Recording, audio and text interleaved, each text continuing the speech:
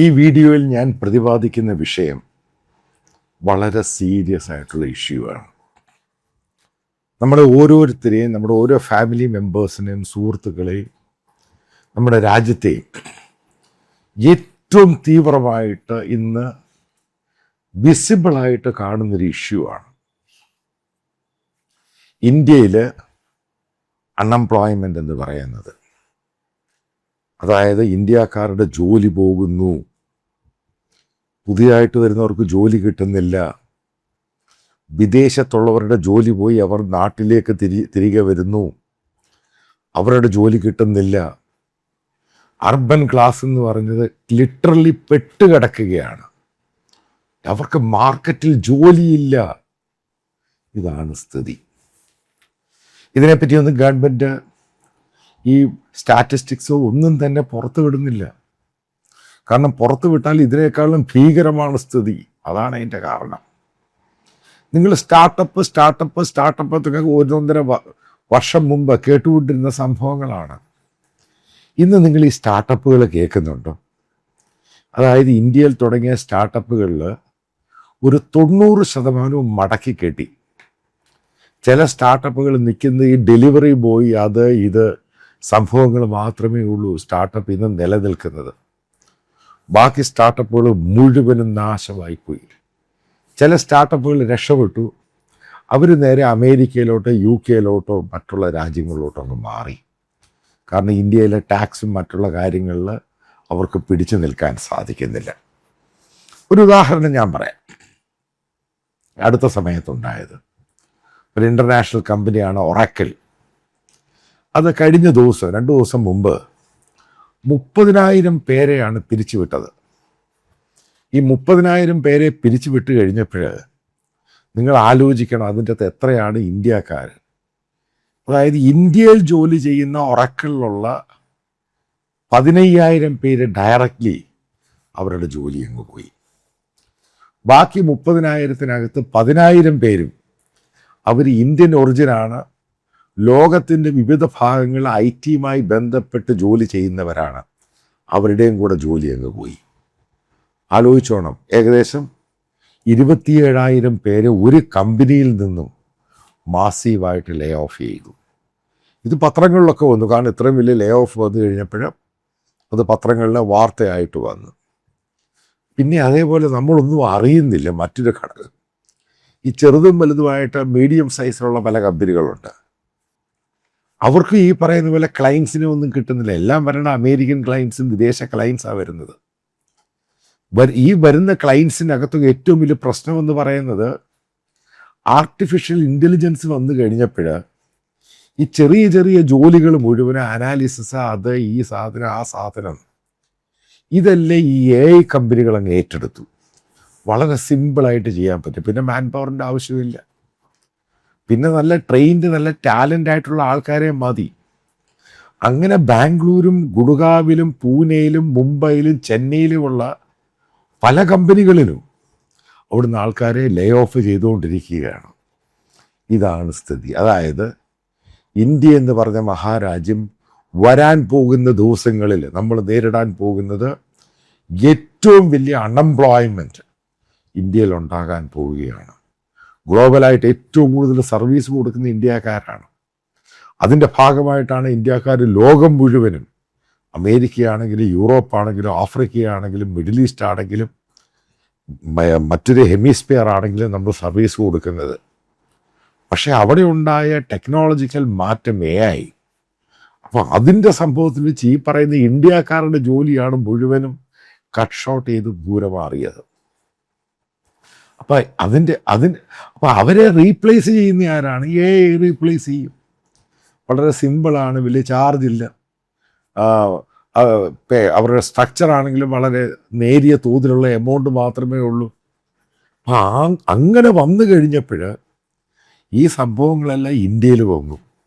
ഞാൻ ഈ അർബൻ ക്ലാസിൻ്റെ കാര്യമാണ് പറയുന്നത്.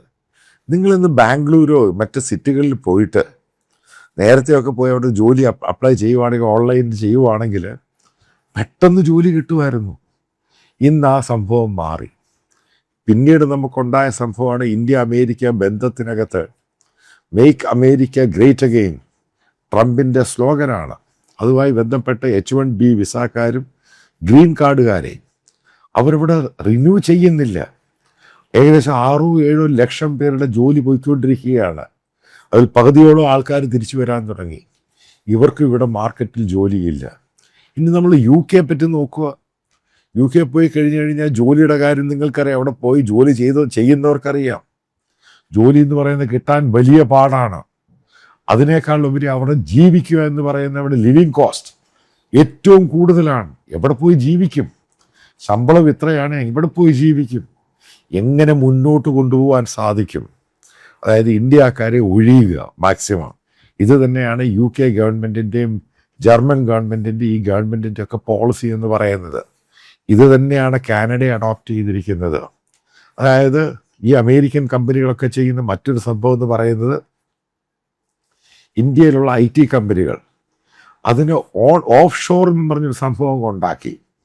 അതായത് ഇന്ത്യയിലല്ലാതെ ഇത് പറയുന്ന ഹംഗറിയിലും പോളണ്ടിലും ഉക്രൈനിലും മറ്റുള്ള രാജ്യങ്ങളിൽ അവിടെ ഇതിൻ്റെ സെറ്റപ്പ് ചെയ്യുക, അവർക്ക് വേണ്ടിയുള്ള അഡീഷണൽ വർക്ക് ചെയ്യുക. കാരണം ഗ്രാജുവൽ പ്രോസസ്സിൽ അത് ഇന്ത്യയിൽ നിന്ന് മാറ്റുക. അത് മാറ്റി കഴിയുമ്പോൾ അവിടെ ഉള്ളവർക്ക് ജോലി, കാരണം അവരുടെ ഇംഗ്ലീഷും കമ്മ്യൂണിക്കേഷനും വളരെ നല്ലതാണ്. അവർക്ക് മറ്റുള്ള യൂറോപ്യൻ ഭാഷ അറിയാം. ജർമ്മൻ ആണെങ്കിലും സ്പാനിഷ് ആണെങ്കിലും ഫ്രഞ്ച് ആണെങ്കിലും ഈ ഭാഷ അറിയാം. അതവർക്ക് സിമ്പിളായിട്ട് ഹാൻഡിൽ ചെയ്യാൻ പറ്റുന്നുണ്ട്. അപ്പോൾ ഈ മൾട്ടിപ്പിൾ ഇഷ്യൂ ആണ് ഈ സംഭവം ഉണ്ടായിരിക്കുന്നത്.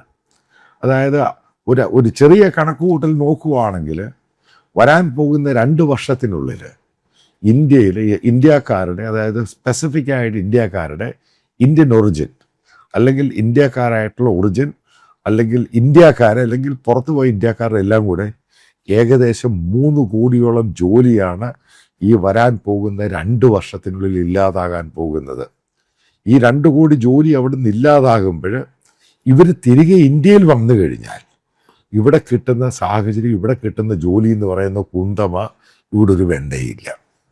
അത് ഗവൺമെൻറ് കൃത്യമായിട്ട് പറഞ്ഞിട്ടുണ്ട്. ബാക്കിയൊക്കെ പറയുന്നതും സ്റ്റാർട്ടപ്പ് എന്നൊക്കെ പറയുന്നതും ചുമ്മാ ഗിമിക്സ് മാത്രമാണ്. അതായത് മനസ്സിലാക്കുക, ഇന്ത്യയിലെ അർബൻ ക്ലാസ് ഇത്രമാത്രം തൊഴിൽ, അതായത് കഴിഞ്ഞ 1 വർഷം കൊണ്ടാണ് ഇത്രയും പ്രശ്നമായി മാറിയത്. ഇന്ത്യ അമേരിക്ക ബന്ധത്തോടു കൂടിയാണ്.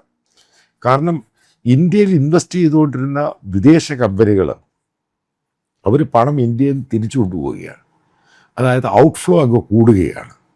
അതുകൊണ്ടാണ് സ്റ്റോക്ക് മാർക്കറ്റ് എല്ലാ ദിവസവും താപ്പോട്ട് പോകുന്നത്. അപ്പോൾ ഇന്ത്യയിൽ നിന്ന് പണം കൊണ്ടുപോകുമ്പോൾ ഇൻവെസ്റ്റ്മെൻറ്റ്, അതായത് ഫോറിൻ ഇൻവെസ്റ്റ്മെൻറ്റ് ഇവിടെ ഇല്ലാതാകുന്നു. അതാണ് ഏറ്റവും വലിയ പ്രശ്നം. പിന്നെ ഈ ഫോറിൻ ഇൻവെസ്റ്റ്മെൻറ്റ് ഇല്ല എങ്കിൽ പുതിയ എന്ത് പ്രോജക്റ്റാണ് ഇന്ത്യയിൽ ഉണ്ടാകാൻ പോകുന്നത്? ഇതാണ് അടുത്ത ചോദ്യം. അതേപോലെ തന്നെ വലിയ IT കമ്പനികൾ ഇന്ത്യയിൽ പലയിടത്ത് സ്ഥലം വാങ്ങിയിരുന്നു പല പ്രോജക്റ്റുകൾക്ക് വേണ്ടി. കാരണം ആ സ്ഥലം വാങ്ങി പ്രോജക്റ്റൊക്കെ ഉണ്ടാകുന്ന സമയത്താണ് AI കടന്നു വരുന്നത്, ആർട്ടിഫിഷ്യൽ ഇൻ്റലിജൻസ്. അപ്പം ഇനി ഇത്രയും സ്ഥലത്തിൻ്റെ ആവശ്യമില്ല. കാരണം ഇത്രയും മാൻ പവറിൻ്റെ ആവശ്യമില്ല. AI കൊണ്ട് ചെയ്യാൻ സാധിക്കും. അങ്ങനെ അത് വെറുതെ സ്റ്റാഗ്നേറ്റഡ് ആയിട്ട് കിടക്കുകയാണ്. ഞാനീ പറയുന്നത് ബാംഗ്ലൂരിലെയും പൂനെയിലെയും കാര്യമാണ്. ഇത് ഇന്ത്യയിലെ എല്ലാ സിറ്റികളിലും ബാധിക്കാൻ പോവുകയാണ്. ഗുഡ്ഗാവ് ആണെങ്കിലും ഡൽഹി ആണെങ്കിലും നോയിഡ ആണെങ്കിലും ബാംഗ്ലൂർ ആണെങ്കിലും ഏത് ടെക് സിറ്റിയിലും, അതായത് വരാൻ പോകുന്ന ദിവസങ്ങളിൽ ബ്ലഡ് ബാത്ത് എന്ന വാക്കാണ് ഞാൻ ഉപയോഗിക്കുന്നത്, പൂർണ്ണമായിട്ടുണ്ട്. അതിൻ്റെ പേരിൽ ഉണ്ടാകുന്ന സംഭവമുണ്ട്. ഇപ്പോൾ സോഷ്യൽ മീഡിയയിൽ ഏറ്റവും കൂടുതൽ അറ്റാക്ക് ചെയ്യപ്പെടുന്നത് ഇന്ത്യൻ പ്രധാനമന്ത്രി നരേന്ദ്രമോദിക്കെതിരെയാണ്. എന്തുകൊണ്ട് ഈ പറയുന്ന ഇന്ത്യക്കാർക്കൊരു പ്ലാറ്റ്ഫോം ഉണ്ടാക്കാൻ ഇന്ത്യ ഗവൺമെൻറ്റിന് കഴിഞ്ഞില്ല? കാരണം തൊഴിൽ വലിയൊരു ഘടകമാണ്. ഇന്ന് ലോകത്തിലെ ഏറ്റവും ആവശ്യമുള്ള സംഭവം തൊഴിലാണ്. ആ തൊഴിൽ നമുക്ക് ഉണ്ടാക്കാൻ കഴിയുന്നില്ല. ഈ പറയുന്ന ആൾക്കാർ വിദേശത്ത് പോകുന്നു, അവിടെ ജോലി ഇല്ലാതാകുന്നു, തിരിച്ചു വരുന്നു, പിന്നെന്ത് ജോലി ചെയ്യും? അതായത് പ്രശ്നം തന്നെയാണ് മോദി ഗവൺമെൻറ് നേരിടുന്ന ഏറ്റവും ഹിമാലയൻ പ്രശ്നം തന്നെയാണ്. ഇതിനെ എങ്ങനെ ടാക്കിൾ ചെയ്യണമെന്ന് മോദി ഗവൺമെൻറ്റിൽ പിടിയൊന്നുമില്ല. ഇപ്പം ചില രീതിയിൽ പറയുന്നു, ട്രേഡുമായി ബന്ധപ്പെട്ട പല സിഗ്നേച്ചർ യൂറോപ്യൻ രാജ്യങ്ങളുമായിട്ടും അമേരിക്കയായിട്ടും മിഡിൽ ഈസ്റ്റുമായിട്ടൊക്കെ സൈൻ ചെയ്തിട്ടുണ്ട്. അപ്പോൾ ഇതിനകത്തൊക്കെ ഈ പറയുന്ന ഇത്രയും പേർക്ക് ജോലി കൊടുക്കാൻ പറ്റുമോ? ഇതാണ് അടുത്ത ചോദ്യം. അതായത് എഞ്ചിനീയറിംഗ് ആണെങ്കിലും മറ്റുള്ള ടെക്നിക്കലാണെങ്കിലും ഈ ഫ്രൈറ്റിൻ്റെ മൂവ്മെൻ്റ് ആണെങ്കിലും, അതായത് എക്സ്പോർട്ട് ബിസിനസ് ആണെങ്കിലും, ഫാർമ ബിസിനസ് ആണെങ്കിലും, ഇലക്ട്രോണിക് ബിസിനസ് ആണെങ്കിലും, ജോലി എന്ന് പറയുന്ന സംഭവം വല്ലാത്ത രീതിയിൽ കട്ട് ഷോട്ട് ചെയ്തിരിക്കുകയാണ്. കട്ട് ഷോട്ട് ചെയ്ത് അതിൻ്റെ അകത്ത് കയറി വരുന്നു, വിദേശത്തുള്ളവർക്ക് ജോലി പോകുന്നു. അതായത് മോദി ഗവൺമെൻറ് വരാനുള്ള സമയത്ത് നേരിടാൻ പോകുന്നത് ഏറ്റവും വലിയ ചലഞ്ചാണ്. ആ ചലഞ്ചിൻ്റെ ഭാഗമായിട്ടാണ് സോഷ്യൽ മീഡിയയിൽ മോദിക്കെതിരെ പച്ച തെറിവിളിയാണ് നടക്കുന്നത്. കാരണം ഈ തൊഴിലില്ലാത്ത ചെറുപ്പക്കാർ തന്നെയാണ് തെറിവിളിക്കുന്നത്. അമേരിക്ക വലിയ ഡെസ്റ്റിനേഷനായിട്ട് പോയി അവിടെ ഒന്നുമല്ലാതെ തിരിച്ചു വരുന്നു. അവരുടെ എല്ലാം പോയി, അവരുടെ കുടുംബം പോയി, അവരധ്വാനിച്ച വീടും സംഭവങ്ങളൊക്കെ പോയി. H1B വിസ എക്സ്റ്റൻഷൻ ചെയ്ത് കൊടുക്കുന്നില്ല. എല്ലാം കൂടെ കെട്ടിപ്പറക്കി നാട്ടിലോട്ട് വരികയാണ്. ഇതാണ് സ്ഥിതി. ഈ സ്ഥിതിയിൽ എങ്ങനെ ഇന്ത്യയിലെ യൂത്ത് മുന്നോട്ട് പോകും? ഇതാണ് ക്വസ്റ്റ്യൻ മാർക്ക്. ഇതിന് ഉത്തരം കൊടുക്കുവാൻ മോദി ഗവൺമെൻറ് ഇന്ന് വരെ കഴിഞ്ഞിട്ടുമില്ല. അതാണ് ഏറ്റവും വലിയ പതറ്റിക്കായിട്ടുള്ള സിറ്റുവേഷൻ.